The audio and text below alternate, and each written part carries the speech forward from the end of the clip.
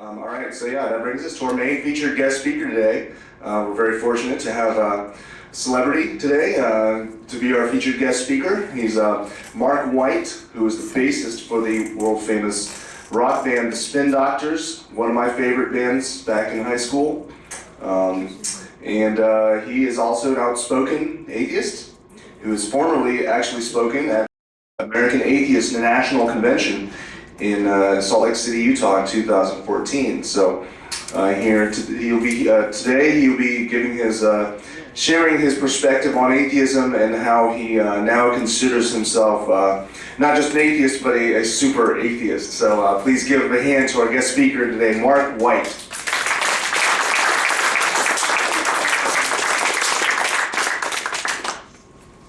Over here.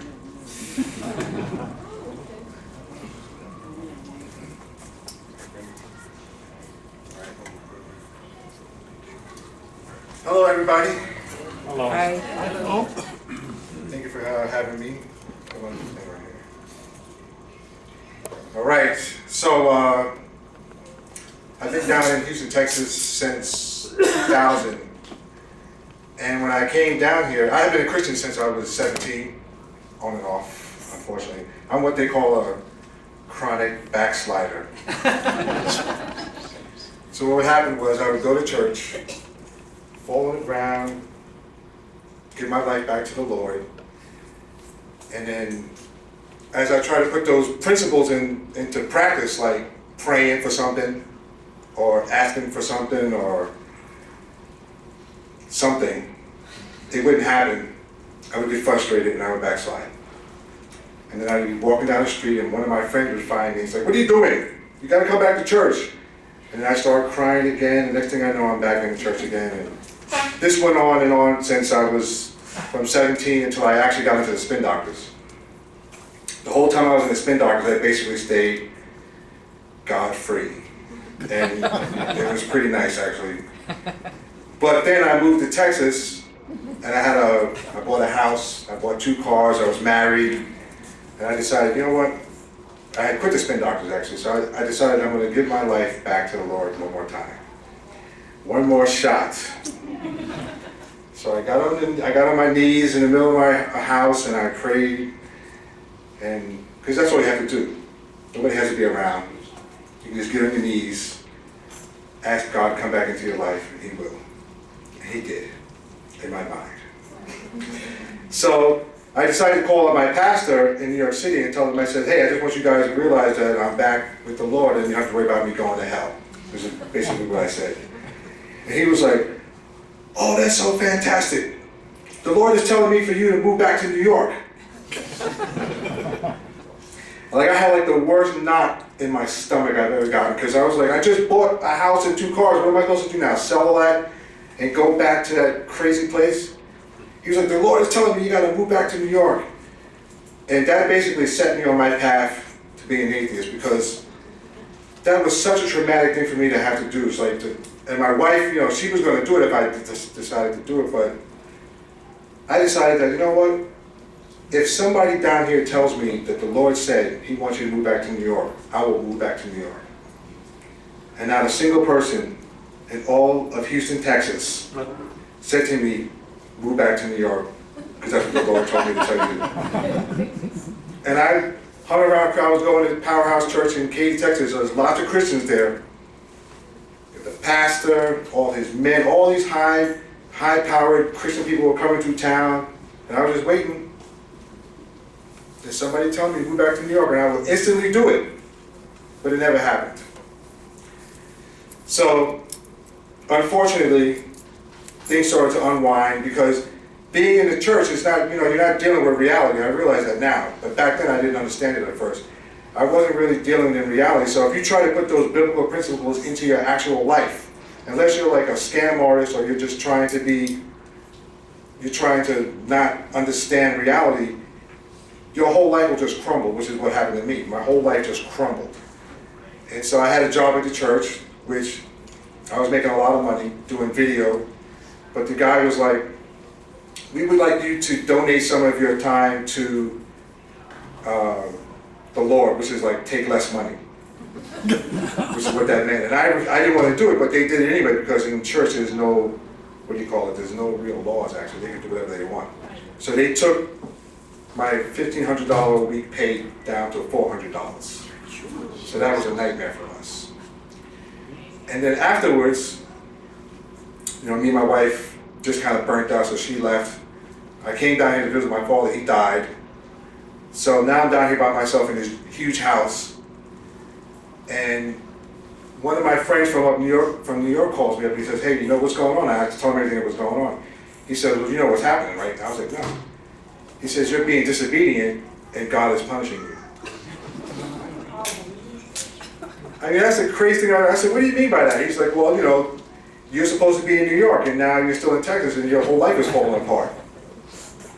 I said, "So instead of God giving me something like a brand new bus or, to go up there, a tour bus or something fantastic, he just takes everything away and that's going to cripple me into going back to New York. Is that what you're telling me? Well, you're being punished for not going back to New York." And that's when I decided that, I told him, I said, "I will die first before I go back to New York. God, if this is the best God can do, it'll never work." So this whole time I started to develop, at one point, I actually loved God. I mean, I had a genuine love for this, whatever you want to call it, whatever, imaginary friend, thank you. Because it's definitely imaginary. I know that now. So now I have a deep hatred for the same imaginary person in space. I truly hate it. Every night before I went to go to bed, I would curse him out. And when I woke up, I would curse him out. I had such a hatred that when my friends would call me from New York, I would just, he was like, "Just don't blaspheme the Holy Spirit, because if you do that, you won't get into hell." And I was like, "Well, screw it, I just blasphemed the Holy Spirit right there on the phone for him." And he was like, "Oh man, you're done, man. You're never going to make it into heaven now." Blah, blah, blah, blah, blah. So this went on for like a year and a half. A true hatred. And what happened was that one day, remember, I'm not on the internet really. I mean, I'm on there, but I don't know anything about, I didn't even understand the word atheism. I didn't know about Sam Harris or Neil deGrasse Tyson, or any of the people that I follow today. I didn't know anything about these people. And it never even occurred to me that it was possible not to believe in God. Like, how would that even be possible? But I just said, either God truly hates me or there is no God. And I just woke up one day and I was like, there's no God. And the reason why I call myself a super atheist is not because I have special powers. But I do have the power not to be talked back into going to church. There is no way that I will ever be talked back into going to church ever again. And most of these people that were coming after me were like, I had a friend, they're probably all dead now. I know John, he had one lung. And and the pastor said, God's going to give you your other lung. And for 10 years, I'm waiting for him to get this lung. And he never got it, and now he's dead. So maybe, I don't know. It's just ridiculous to me that he would get on the phone and call me up so much and try to get me to come back and actually make me feel bad for not moving back to New York. I mean, imagine having to just drop your whole life because somebody said something. And that was the main problem with me in Christianity, was like, God never said to me, tell this person that. Like, I never heard, I was waiting for that, but I never heard it. Most of the time, people were just basically telling me what God wanted me to do, which was move to New York, quit the spin doctors. As a matter of fact, during that time, I got back in the spin doctors, and they told me it was a plan from the devil to keep me from something. But I didn't even think of it that way. I just thought of it like, because I was still a Christian at the time, I thought of it as a way to witness to people. But as time went on, I realized, and during this time also 9/11 happened, so this was a big traumatic, because I used to love the World Trade Center, so that was a big problem for me religiously, because when we went to church, everybody was talking about it's the end of the world, God coming back soon, this is a sign. And I've heard a few Christians say that, one guy was on the radio, he said he was in the World Trade Center, and God guided him out. And I just wanted to kill him. Because I was like, how could you possibly say something like that? It's ridiculous. Like, he's on the radio telling all these people that he was in the World Trade Center. He somehow supernaturally made it down to the bottom. And I just thought that was outrageous. So that was one of the things that just started to gnaw at me. So now I'm this Christian. Not Christian, atheist. So now I'm this atheist. And now all my friends, they all hate me because most of my friends believe in God and they're all trying to get me to come back, but it's impossible because I've done so much reading on the internet now. I'm studying all these people, and I'm starting to use my own mind. I started to study science. I started to understand certain things. And one of the things I understood was that Noah's Ark is not possible. It's just not possible. I would have to suspend all my intelligence to accept that. And that's what I used to say to myself. In order for me to believe this thing, I have to suspend all my intelligence. I have to go back to believing in Santa Claus in order to accept that. And the question was I had for myself was, why didn't I think like this when I was 17? And the question was, I did, but I just suspended it. Because I realize now I'm a born skeptic. I don't believe in anything supernatural whatsoever. I don't believe in UFOs. I don't believe in anything. Nothing. Not even the chupacabra. Nothing. So, what was I thinking back then? And I realized that I really wanted it to be true. That's what it was. But for me, I wanted God to be real. And so, the reason why I'm a chronic backslider is because all this time,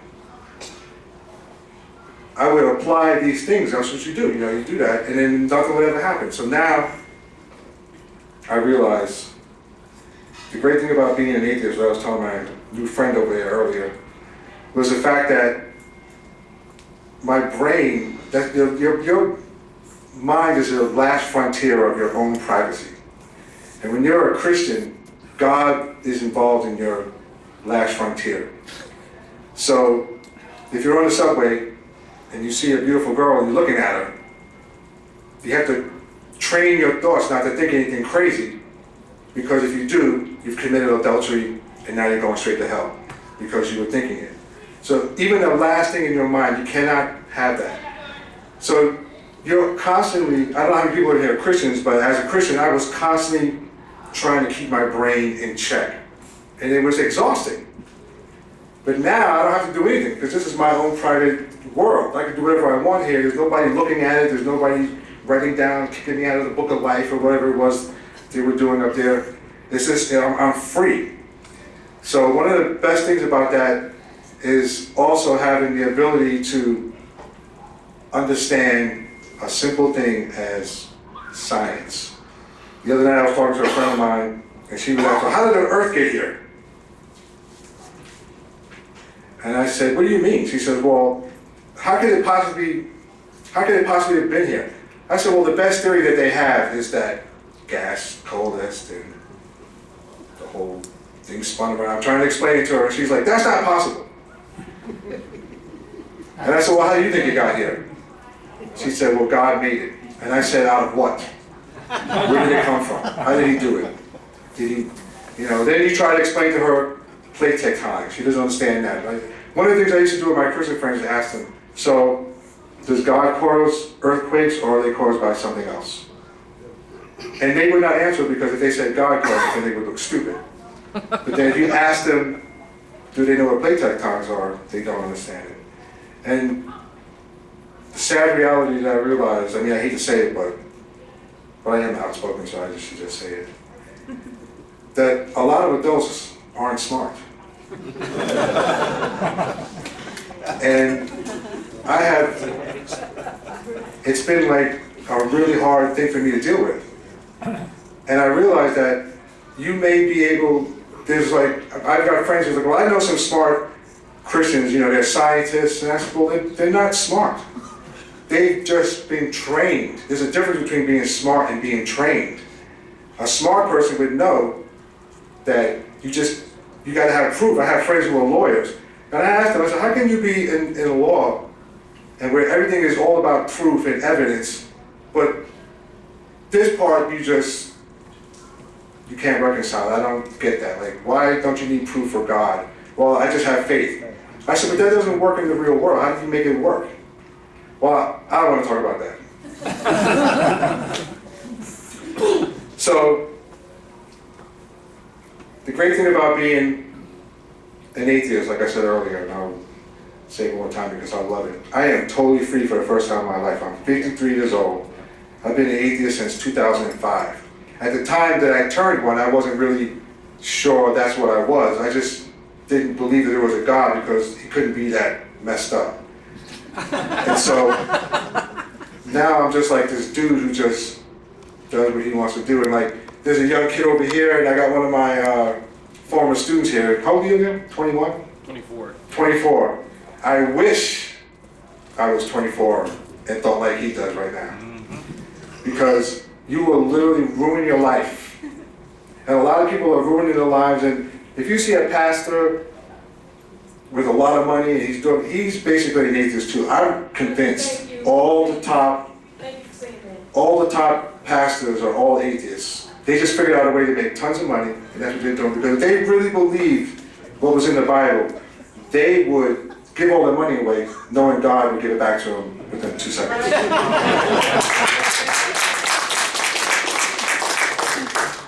I've got religion down as the first con game. Yes, it's definitely a con game. Because my pastor asked me to move back to New York. He said, God said, move back to New York. Why would he tell him that? Why wouldn't he tell me? If God told me to move back to, if he appeared right now and said to me, move back to New York, I would run out of here. Get in my car and drive back to my house, pack up my stuff and go straight to New York. Instantly. But that never happens. It's always God, it's always from somebody else, but it was never from me. So that's my story. I'm very happy with myself now. I feel like I'm at peace. I'm not scared. You know, at one point, it's so funny, you know, when you're a Christian, you're not scared of death because you're going to go to heaven. You're going to have a mansion. You're going to have your friends, your family. And then when you're an atheist, you're not scared of death because you wonder what's going to happen, if anything's going to happen at all. You don't know. So it's like a mystery that, and if nothing's going to happen, then that's fine. But at least I'm not going to be in hell, which I would much rather be in hell than be in heaven with Benny Hinn. Or Joseph Prince. Who else can I think of that I can't stand? Whenever I want to get really angry, I watch Christian television. That will set you on fire. And you're just sitting there looking at these people, and you're like, how can you be that stupid? And I'm just like, I was that stupid at one time. But I think that the difference between me is like, if you talk to me, I will listen to you, and I will try to understand what you're saying, and I will consider the evidence or whatever, which is why I became an atheist. But I realize my Christian friends are just closed-minded, narrow-minded people who will not pay attention to reason. And what they basically do is shut you down. And like I was telling my friend over there earlier, the one thing I noticed is that Christians will never ever ask you a question. They always attack you. They never ask questions. They never say, well, why is it that way? And if you ask them questions, they never actually answer them. And you don't know if the problem with, like, you know, your mind is your own little amusement park. But for them, it's like this, you don't know if they're lying to you, if they actually believe it, or they just don't know any better. And that's the reason why it's very difficult to pull people out. I pulled out 3 people after I became an atheist, and all 3 of them had one thing in common. They actually asked me questions. And I was able to answer them. And then they were able to make up their own mind. So when I deal with people who don't ask questions, I instantly just shut them down. So look, if you want to believe in Santa Claus, that's fine, but I'm going to go about my business.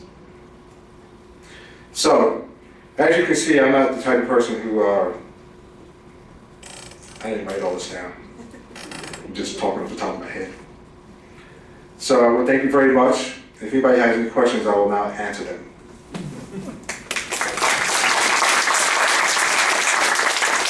Thank you very much. Okay, you have to enlighten me because I don't know anything. What is, we're talking about the spin doctor. Well, That's just a band. okay, so you were a Christian at the time you were in this band. No, actually, I had stopped being a Christian. I joined the band. No, I became a Christian again, and then the band asked me to play again. So while I was in the band, I was a Christian for a little bit. From 2000 to 2000, I got back in the band in 2000, and I became an atheist in 2005. You keep saying you were a Christian and you weren't, but you didn't really just say, I don't believe in God, you just kind of got out of going to church, because you said you didn't really become an atheist until Right. more recent. I love God, I hate God. Love God, hate God, love So God. you become an atheist saying there is no God, you just went from Right, until 2005. God and being against God. Right. And then you finally became, I don't believe in God. Right, 2005. Thank you. Among musicians in general, of all the other musicians that you've met, how often do you guys discuss religion, and what's like a percentage of non-believers versus Christians? That's a good question, actually. I mean, I have friends that are musicians that are atheists, but most of my musician friends aren't because of music theory. It's so mathematically correct that it can't possibly happen naturally. God had to have made the 12-step scale. There's no way it could possibly have happened naturally. Even though in India they have a different kind of scale. And then you have the theremin, which goes all up and down, and so. And also there's the steel drums down in the Right. Caribbean. And it's a different tonality. You can hear it. So it's different. What about improvisation? Well, see, there you go. That's a good question because, like, improvising, you can't really teach that. But people try to teach it, and then it doesn't sound like improvising anymore. It just sounds like somebody who's... Like Miles Davis said something really funny. He said, when I hear people playing and not making mistakes, that means they're not trying anything new. You heard of a classical composer named Arnold Schoenberg? He came up with a theory called atonality. Yeah, I heard about that. And I heard some music, but I'm going to go back and listen to that again. I remember hearing about that. That's rather interesting stuff. There's an actual piece that I heard. It does this weird thing. I gotta go back to that again. Just curious, how do you feel like when you think, I'm just going to talk about slavery real quick, okay? Mm-hmm. Everything that you finally got a chance to get away from, why do you, in your opinion, you think blacks want to hold on to religion? I'll be running like hell from a black woman, from a mom, you know what I mean? I know. I'm telling you, when I went to the... Oh, okay. She asked me, you asked me why black people still so religious, basically? Why did they want to hold on to that piece of slavery? Yeah, why did black people want to hold on to that bit of slavery? I mean, when I went to the American Atheists thing in Utah and I saw black atheists, I was shocked. Really shocked. And because I wasn't expecting that. Because I have a few black friends that don't believe, but we've been all sitting around. We just can't figure it out. Just can't figure out. I think a lot of the black preachers are atheists, scam artists. I mean, the whole concept doesn't make sense to me. Even when I was a Christian, it didn't make sense to me. It's like, how can you have so much money and everybody's suffering? How can a church, all these black churches be, like the one guy I met, he said to me, I don't know if this is true, if I remember correctly, I just remember I almost passed out when he heard the number, but it was like $400 million a month or a week goes into black churches. Like, it doesn't go back into the black community, obviously. So where does all that money go? And why is there so much money being spent? And why does God need so much money and nothing's being done with it? Right, so why can't he? So you can see it's a scam, but I just think that they just want to hold on. Some people just holding on to it because to not have it. I remember when I became an atheist, I was kind of scared at first, because there was always this like dude that kind of had my back, but not all the time when I really needed him. But maybe one day he'll pay attention. But piggybacking on that and your comment about not having a whole lot of atheist friends, Well, now you have Humanists of Houston, and we also have Houston Black Non-Believers. So Right, I heard about that. you are definitely welcome. I will be there because living in Houston, I'm in the South now. And the funny thing about being in the South is that most of my friends are from the North. So I have like a little clique that I have down here. So I'm kind of, I'm good, but I could use some more friends now. You said your father died down here. Was he from Houston? No, he was from New York. He was from New York, but he wasn't a religious man. So you're pure Yankee. I'm pure Yankee. 100%. Except I'm not a Yankees fan. From an anthropological point of view, you were talking about why there's such strength in Christianity in the black community. If you look at it from an anthropological point of view and what happened to this country in the 17, 18, 1900s, the blacks were very oppressed and were looking for something, and the fact that the church promised them things will be better later, it gave them something to hold on to deal with the inequities of the life they were living with. That's another good point. It's a psychological thing, and there's some good psychological books. There's some books on the psychology of why Christianity became such a strong thing, and why in the islands that were predominantly Catholic developed their own religion. We call it voodoo, but I like voodoo actually. I'm a fan of voodoo. it has Catholic roots. Right. And my secondary is anthropology. I could go on for hours, but that's basically the point I wanted to make, that's part of the reason that Christianity is so strong in the community. Well, that's a good point too, because there's a whole concept of not really living this life and thinking about the next life. And almost all my Christian friends have that in common. Like, I have friends who won't have sex. I got friends who won't do anything that will have a lightning bolt come at them because they don't want to ruin their chance to get to eternity. So they kind of forfeit this life, which is the only reality that you really have, which I find strange. So now I'm actually living my life way more full than I've ever done before, and it's been really nice. Black atheist does not strike me as what would naturally be the most popular demographic in Salt Lake City. How was the reception there? No, it was great. Actually, I'm glad you brought that up because I will tell you one little thing that I felt when I got. It was the first time in my entire life that I was around that many people and there was no judging going on. Yeah. There was absolutely no judging. There was all kinds of people there, dressed however they want. My friend here has a beautiful suit on. I'm dressed like a bum. Everybody's got their own thing, but nobody judged each other. And I never experienced that before in my entire life. But when you walked out the door down the street. Oh, I love Salt. I mean, I was there with the band plenty of times, so, That's not a problem. That's not a problem. I mean, Salt Lake City is actually a nice city, actually. I love it there. I think that black people are drawn to churches for a sense of community. They're not like the white people who have country clubs and golf clubs and stuff like that. Right. They can't afford that, so. I can see that. You have friends there and all that. I go to a Unitarian church myself for the friendships and the activities and all that. I'm an atheist too. But the problem is that when you attack it, they will defend it. Yeah. That's their problem.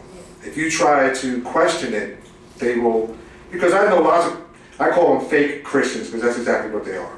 Like my friend, I was like, dude, your Bible has more dust than the moon. And when was the last time you opened it? And when you start reading it to them, because when I was a Christian, I had a whole wall of study.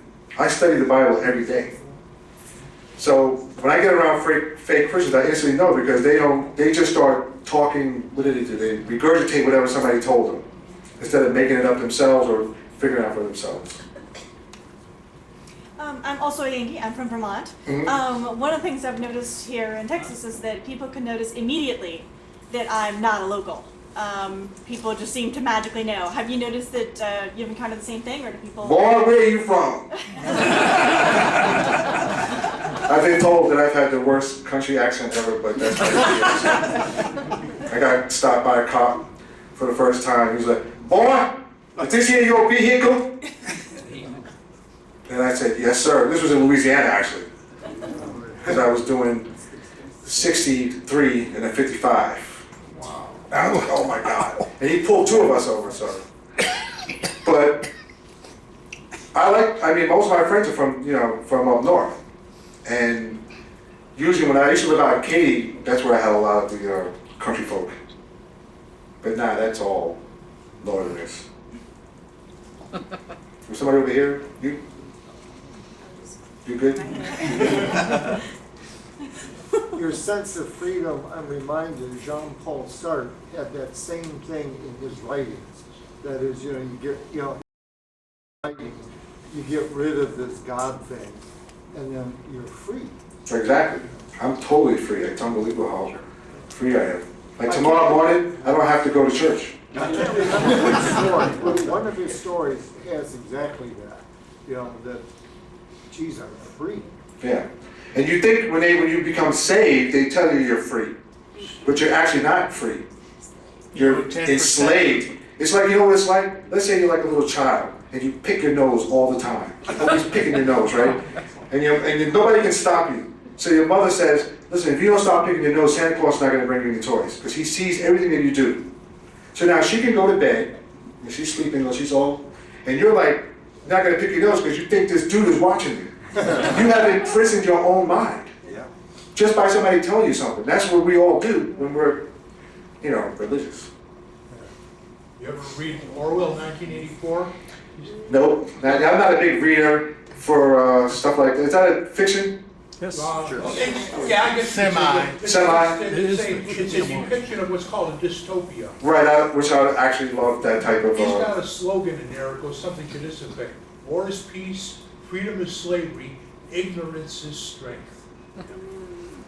Wow. That I'm was going to read that. Is there a movie? Okay, okay. So, I'm a big fan of bass. I love funk bass. So I hope you put out a bass CD or something, bass music. Not today. I didn't bring my bass. Today is, an atheist day. No, I'm saying you guys put out some music on CD. Oh yeah, I might do that. The thing about me is I love playing music, but I'm not a musically minded person.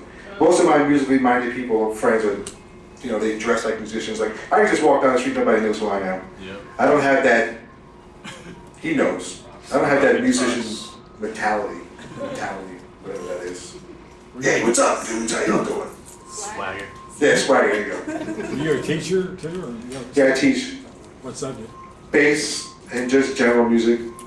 I taught that guy right there. One of my best students, actually. Thank you. And he just happened to be an atheist. At a very young age, I'm jealous. She can go back. It's funny. When I was 17, I was walking down the street. I'll tell you what happened. I was walking down the street, I had my bass, which was a horrible thing to have back then because it was like a conversation piece. So you're walking down the street, and Billy and Carl, Billy was blind. No, Carl was blind, and Billy could see. And they said to me, "Hey, what do? You play music?" I go, "Yeah." Started talking, blah, blah, blah. Then they started telling me about Jesus. And that's how I became saved. 18 years old. And the first time I backslid was because I had a girlfriend at the time. And her name was Tammy. And we were both virgins, but now we're not. And we were enjoying ourselves. So one day I was at Billy's house, and I said, "I'm going to tell my girlfriend about Jesus." And Carl, he was blind. He looked right at me, and he was like, "You have a girlfriend?" And I was like, "Yeah." He says, "Are you having sex?" I was like, "Yeah." "Well, you can't do that." I was like, "Well, why not?" He said, "Well, that's fornication." I said, "What's that?" "Sex outside of marriage." I said, "Okay, so we'll stop having sex." "No, you can't. You got to break up with her." "Why?" "Because the devil's going to use her to tempt you. He's always going to be in constant temptation. So you have to break up with her." And I was in love with her. So I had to choose the booty or the Jesus. And I chose the booty. That was the first time I backslid. And all that time, it was one thing or another. Did you ever speak to the bassist, guitar, Billy Sheenan? Because he's a hardcore Scientologist. I've spoken to him on the phone, emailed with him, and there's just no way to, get him to understand anything. Him, for real? Oh, yeah. I actually just talked to him on Facebook a couple of years ago. We are friends on He's there. going to be playing here in a week or two, and I'm trying to get the backstage way to go talk to him again. But You better leave that guy alone. All right. Just let him live out his. All right. That's what I've learned. What I do, and if you follow me on Facebook, you will know that I just make fun of my Christian friends. That's all I do. There's nothing else you can do. You can't talk either to them. You just make fun of them. And sometimes they'll get really angry and I have to block them. But most of them have now chilled out. But the great thing about the internet is that you have all these YouTube videos. You have all these little memes. I don't like to call them. How do you pronounce that? Memes. I call them memes because that's what it looks like. So, and you just put them on your Facebook page and you don't say anything and people just get angry. Sure. And they're funny ones, they've got Jesus ones, they've got Buddha ones, they have Buddha, Muhammad ones, whatever. Because one thing I've learned in this world is you have Islam and you have Christianity, and those are only two religions that are incompatible with the rest of the planet. As far as they can't accept you as you are, they have to change you. All the other religions are like, Judaism, for instance, they don't care if you're Jewish or not. They don't want you in the club. But if you don't convert, like if I have Christian friends and I'm not converting, they stop talking to me. You just can't accept me as I am. I just find that outrageous because it should be a live and let live situation for the entire planet. Any more questions for you? Am I good? I have a question. I'm looking you up on Facebook. Are you the Krusty Krab, Mark? That's right. I worked at the Krusty Krab. Add friend. There you go. Yes, I don't take myself seriously, so I try to have fun. My Christian friends, they're all waiting to get into heaven, so they have to be serious. It's a serious job getting into heaven. You can't fool around. You have to be serious. You have to be on your toes all the time. At any one point, Jesus has come down. And if you're not doing the right thing, you're going to miss the rapture. I mean, you realize that, right? So you can't be, flipping through the channels and stop on a porn channel for 5 seconds. That could be the 1 second Jesus shows up. So people like that do not have a sense of humor because they're constantly on guard. And that's why most of my atheist friends that I've had now are really funny people. They're easy to talk to. They have no hang-ups, basically, and the ability to work stuff out, to become reasonable is really, religion kills that. Yep. Religion kills your ability to reason.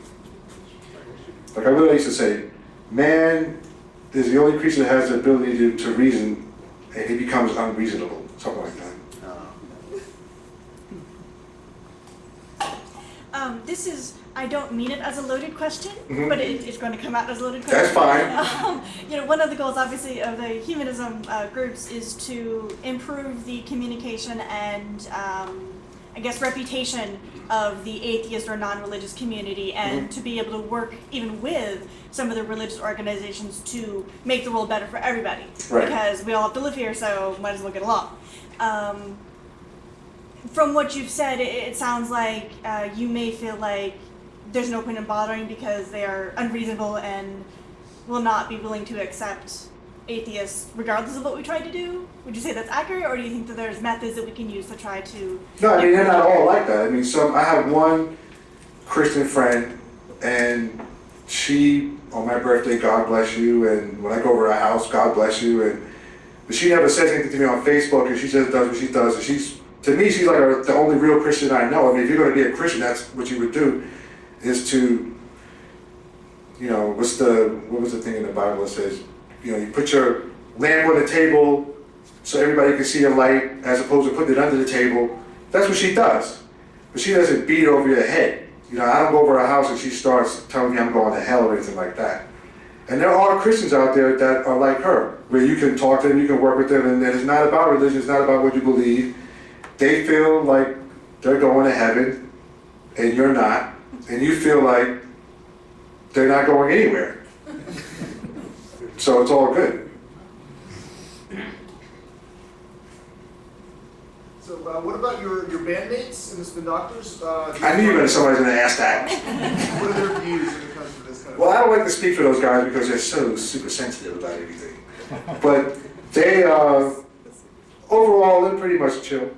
You know, they're not like, nobody, I've never seen any of them with a Bible, so I'm good. Or a Quran.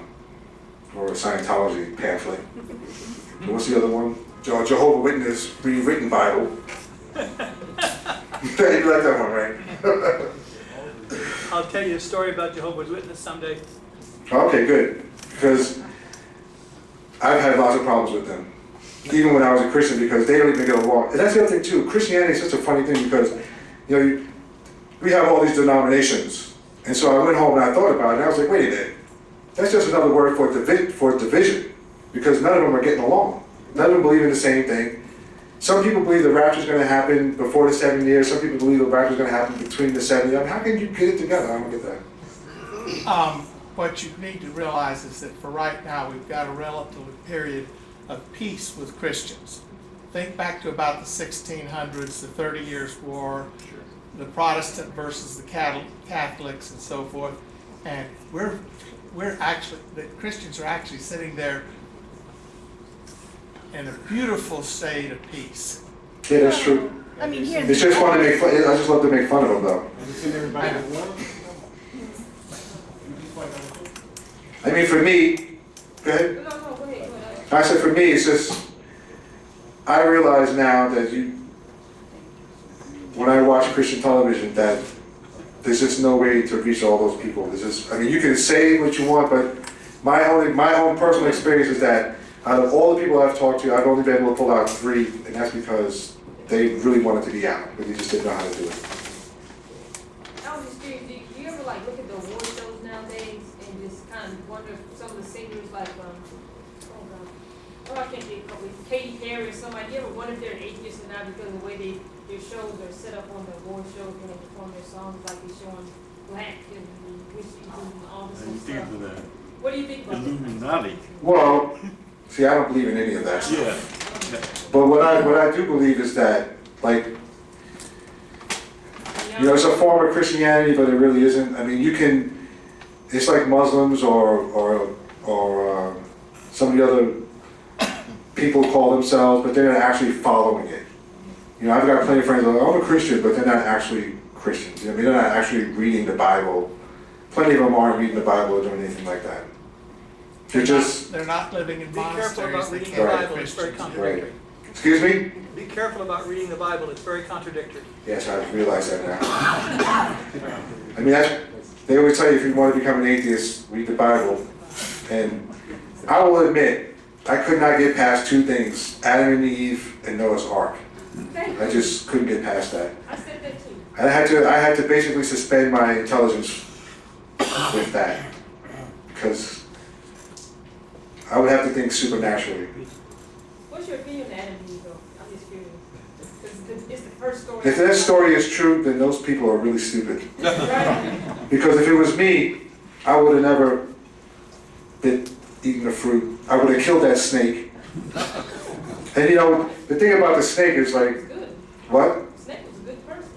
Well, Told the truth. he did tell the truth. But then they got kicked out and now they're naked. But what if it wasn't true? What if Adam and Eve was true? Then it means, you know, the whole planet, we would all be naked right now. Right. And immortal. And we would have had a great deal of fun with our cousins. Right? That's the other thing I couldn't get past too. Was when Cain killed Abel or Abel killed Cain, I never could figure it out. Somebody killed somebody. Anyway, there's nobody else on the planet and suddenly he's got more. I'm like, where do these women come from? Why couldn't they just say in the Bible, and so the Lord made more women for the men? If they had just put that in there, then it would have been more believable. The only way I could figure it had to be a sister. a sister. That's in the wanna Book get- of Jubilee says that. Right. That's right. That funny little book. If you And want there was to, what was the other thing that I couldn't get past was Noah's Ark. Huh? No, but the part about Noah's Ark was like, now everybody's dead. Well, first part I couldn't get past, like the animals, like how could they have gotten to the Ark if they were on different continents? Like I couldn't get past that. And I'll tell you something, when you start asking questions in the church, you could knock down. We do have Noah's Ark, though. It's every animal in the entire section is DNA scanned, and they have archives of that.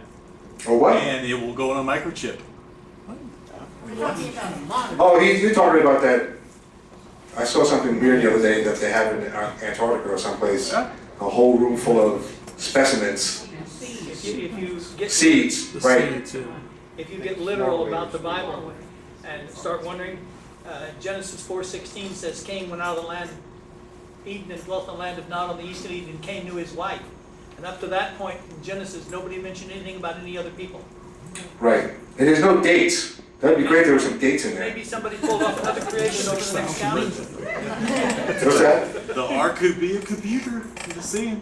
I don't know. I mean, the whole thing is ridiculous. Everything, come on. It could be I like mean, I'm reading. I mean, you know, there's some beautiful things in there with Jesus talking, and